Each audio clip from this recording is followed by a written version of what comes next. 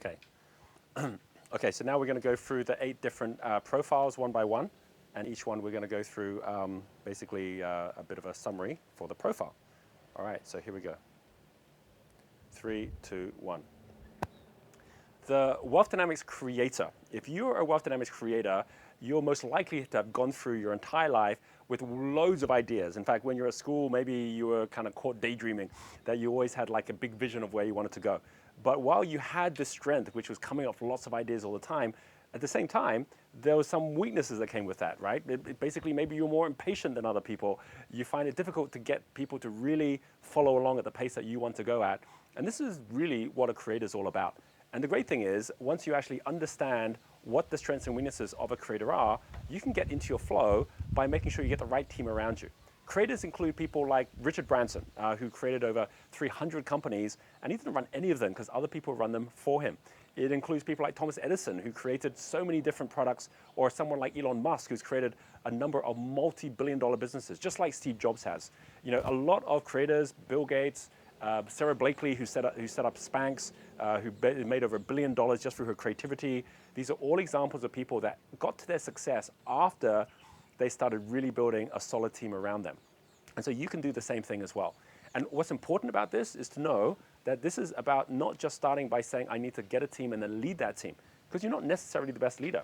It's about you finding somebody like a supporter profile who's very good with people that can actually lead for you. And that person's not going to go out trying to out-create what you're doing, which is kind of what will happen if you find yourself another creator to run your business for you. So this is about knowing that there's a very specific time when you actually are saying, this is what I need to do. There's a specific focus in where you're actually saying, it's not about my to-do list anymore. It's about my not to-do list. It's about who's doing what, and actually setting it out in a schedule where every what has a when.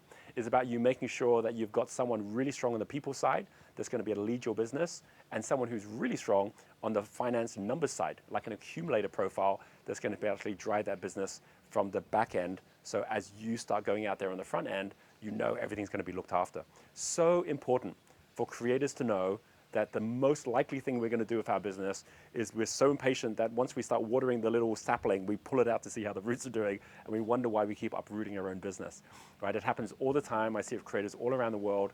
The moment you get yourself into the right rhythm, the moment you actually start really realizing the power of the team around you so that you can get into your flow, doing the things that you love, which is being creative, which is getting your head in the clouds and being in a position where that prime time, which is when you're out there being creative for the next idea, could in itself be worth more than months of work, simply because you're tapping in to that intuitive thinking, which you do so well. So with that being said, once you've taken the test, make sure you get the team together, follow through on the missions. And if you aren't a creator, but you know of creators, you know that there's actually very specific ways you can also communicate collectively with the creator in a way that's going to work for them. We all have a particular way that we lead best, a particular way that we learn best, a particular way that we live best. And for you to know what that is for a creator is going to allow you to help them get into their flow as well. One final thing is, it's one thing to know you're a creator. It's another thing to know exactly which level you're playing at. So do make sure that along with this test, you also are taking the wealth spectrum test, and you're finding out which is the level that you're currently at.